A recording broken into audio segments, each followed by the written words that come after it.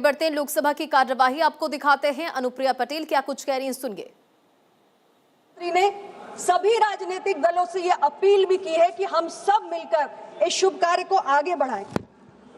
लेकिन यह भी उतना ही सच है कि संसदीय लोकतंत्र में हमारे विपक्ष के मित्रों के अपने कुछ राजनीतिक कर्तव्य भी हैं और उनका कुछ धर्म भी है।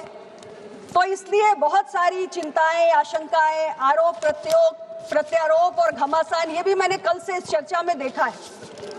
एक विषय जो हमारे दक्षिण के राज्यों के कई सांसद गणों ने उठाया कि जिन दक्षिण के राज्यों ने जनसंख्या नियंत्रण की दृष्टि से बेहतर प्रदर्शन किया है उन्हें शायद सीटों का नुकसान हो सकता है।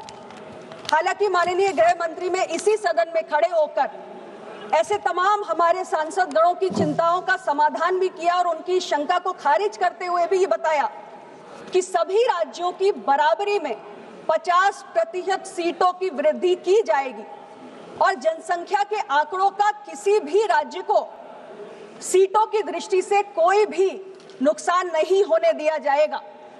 लेकिन फिर भी हमारे कुछ सांसदगण कह रहे हैं कि ये तो कहीं आप सिर्फ अश्योरेंस दे रहे हैं, वर्बल अश्योरेंस दे रहे हैं, ये कहीं भी लिखा नहीं हुआ है। देश के गृह मंत्री जी संसद के फ्लोर पर खड़े होकर कह रहे हैं इन्हें भरोसा नहीं है। लेकिन मैं आपको विश्वास दिलाती हूं कि इस शंका का भी समाधान हमारी सरकार जरूर करेगी। अध्यक्ष जी, बहुत जल्दी अध्यक्ष जी, सदन में हमारे बहुत सारे साथियों ने बार बार एक बात कही कि 543 की हमारी संख्या है और क्यों नहीं हम इसी 543 पर महिला आरक्षण के 33% के कोटा को लागू कर देते हैं। मैं सबसे पहले तो ऐसे सभी दलों से यह कहना चाहती हूं कि जब आपके पास मौका था तब आपने 543 की संख्या पर 33% महिला आरक्षण लागू क्यों नहीं किया। और इसके साथ मैं ये भी कहना चाहती हूं अध्यक्ष महोदय कि इस हमारे सदन के अंदर बड़े दल ही नहीं है, बहुत सारे छोटे दल भी हैं।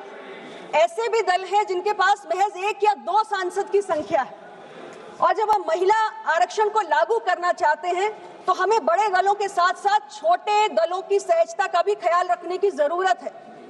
जब हम इस लोकसभा की संख्या को बढ़ाएंगे, 816 तक पहुंचाएंगे, तो छोटे और बड़े दल सभी के लिए 33% का जो ये महिला आरक्षण है इसको लागू करना सहज हो जाएगा। इसका भी सभी दलों को ख्याल रखने की जरूरत है।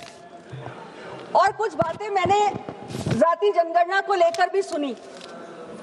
इस संबंध में भी सभापति जी मैं कहना चाहती हूं, बहुत सारे लोग ये सवाल उठा रहे हैं कि सरकार ने जाति जनगणना तब क्यों नहीं कराई, अब क्यों कराई, इतना वक्त क्यों लग रहा है, तमाम किस्म के सवाल उठ रहे हैं। लेकिन यहाँ एक सवाल मैं भी उठाना चाहती हूँ कि जो लोग आज जातीय जनगणना के इतने बड़े पैरोकार बन रहे हैं, जब उनके पास समय था, जब वो सत्ता संभाल रहे थे, तब उन्होंने देश के अंदर या अपने अपने राज्यों के अंदर कास्ट सेंसस का निर्णय क्यों नहीं लिया?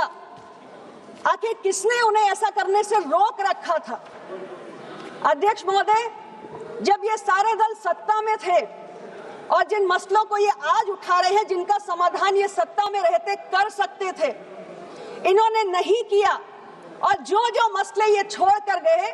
आज हमारी सरकार, एनडीए की सरकार, प्रधानमंत्री मोदी जी के नेतृत्व में जब सरकार संभाल रही है तो आपके सारे छोड़े हुए मुद्दों पर हम निर्णय कर रहे हैं और कास्ट सेंसस का ऐतिहासिक निर्णय भी एनडीए की सरकार ने किया है और ये हमारी सरकार का कमिटमेंट है। ये कास्ट सेंसस हमने सिर्फ अनाउंस ही नहीं किया है, हम क्यों नहीं किया, आपने क्यों नहीं किया? सभापति जी, इन्होंने स्वयं उत्तर प्रदेश में सत्ता संभाली है और इन्होंने राज्य के अंदर कास्ट सेंसस नहीं कराई है। जब आप केंद्र की सरकार में शामिल थे तब भी आपने कास्ट सेंसस के लिए दबाव नहीं डाला।